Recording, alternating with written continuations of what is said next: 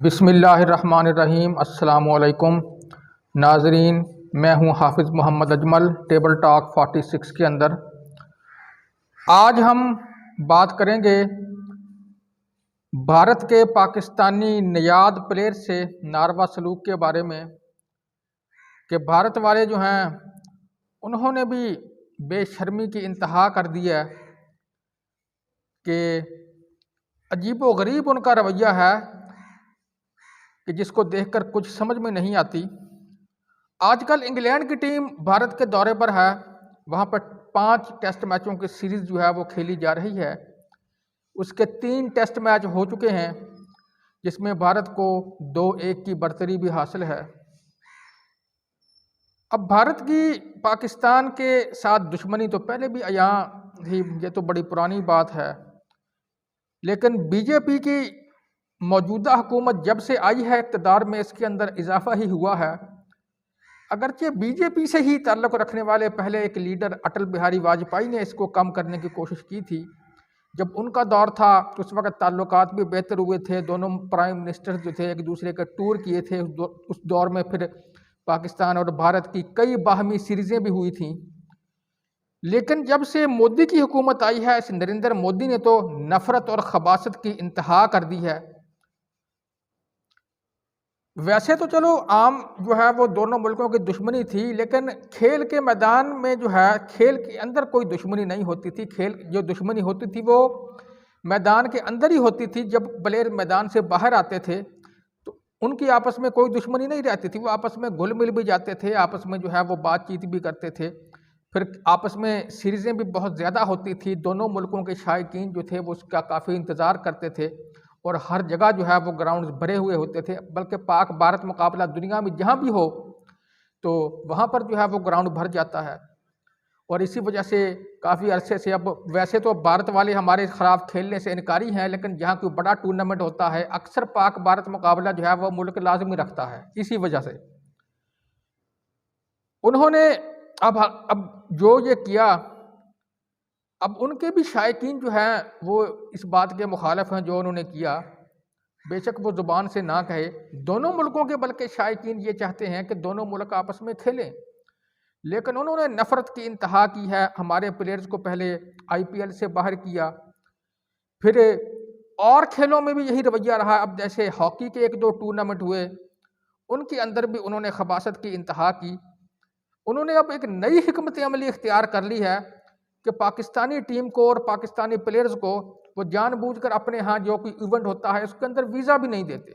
जैसे हमारी hockey team के साथ हुआ कि 1-2 टूर्नामेंट में जानबूझकर सबसे ताख़ीर से उन्होंने वीज़ा जारी किया कि जी हुकूमत नहीं मान रही। हुकूमत, अब जब बाकी क्या सारी टीमों को वीज़ा जारी हो गया तो हमारी टीम को क्यों नहीं हो रहा?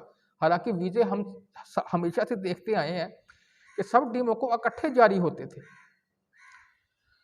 तो अब हमारे खिलाफ खेलने से तो वो काफ़ी अरसे से इनकारी हैं और बड़ा अरसा हो गया है कि पाकिस्तान और भारत की बाहमी कोई सीरीज नहीं हुई, और यही वजह उनकी दुश्मनी उन्होंने अब यहाँ पर भी मुंतकिल कर दी है। अब एक नया काम कुछ अरसा से उन्होंने शुरू किया है कि पाकिस्तान के बाद पाकिस्तानी नियाद प्लेयर से भी दुश्मनी उन्होंने बना ली है।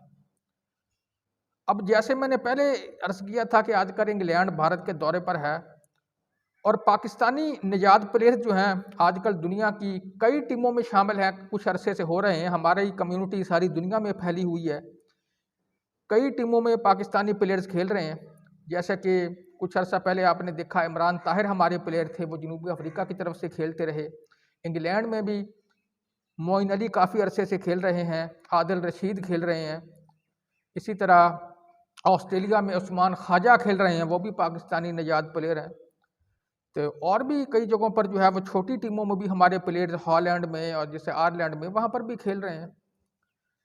अब इंग्लैंड की जो मौजूदा टीम है उसके अंदर भी पाकिस्तानी निजात प्लेयर, जो 2 मशहूर प्लेयर्स के मैंने नाम लिए पहले, मोइन अली और आदिल रशीद, वो तो काफ़ी अरसे से शामिल हैं।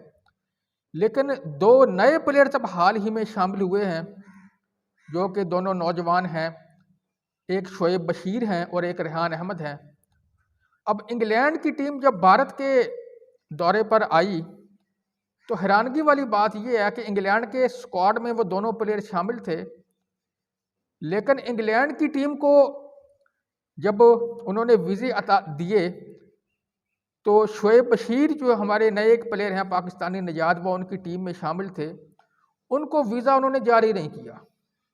हैरानगी वाली बात है, जब सारी टीम को वीज़े जारी हो गए तो उनको क्यों नहीं हुआ।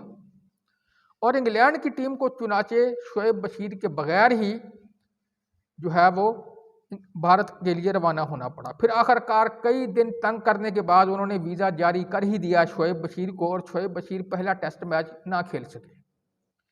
अब तीसरा टेस्ट जो कि अभी हाल ही में राजकोट में हुआ है, उसके अंदर एक और पाकिस्तानी निजात प्लेयर रेहान अहमद, जो कि नौजवान उनके उभरते हुए लेग स्पिनर हैं, उनके वीज़े पर तनाज़ा बना लिया कि उनके पास राजकोट का वीज़ा नहीं है, भारत का वीज़ा है, राजकोट का नहीं है। अब सारी टीम को उन्होंने वहां पर आने की इजाज़त दे दी। जब टीम राजकोट के एयरपोर्ट पर उतरी तो उन्होंने रेहान अहमद को वहां पर रोक लिया और कई घंटे जो है वो रोका रखा। बाद में आखिरकार कई घंटे तंग करने के बाद वीज़ा जारी कर ही दिया।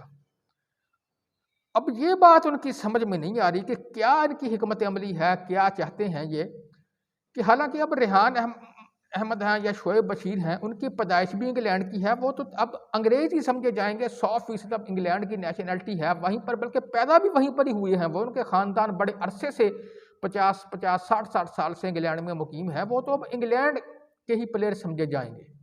लेकिन सिर्फ उनके यही वजह कि उनके आबाओ अजदाद का ताल्लुक पाकिस्तान से है, तो इसलिए उन्होंने उनको भी अब तंग करना शुरू कर दिया है।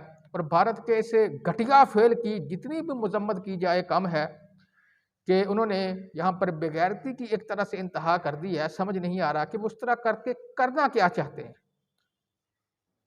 तो इस फेल की उनकी जितनी भी मजम्मत की जाए कम है। सारी दुनिया में उनके इस फेल की, इससे पहले उन्होंने ऑस्ट्रेलिया के उस्मान ख्वाजा के साथ भी ऐसा ही किया था।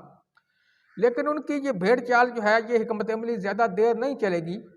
और ज़ाहिर सी बात है दूसरी टीमें जो हैं वो उनके ख़िलाफ़ जो है वो उठ खड़ी होंगी, और उनके ख़िलाफ़ जो है वो दूसरे बोर्ड भी जो है वो कहेंगे कि ये जो है वो इस तरह का, ये तो अब वक्ती तौर पर तो कर लें, लेकिन इस तरह जो है उन्होंने अपने घटिया जहनीत का सबूत दिया।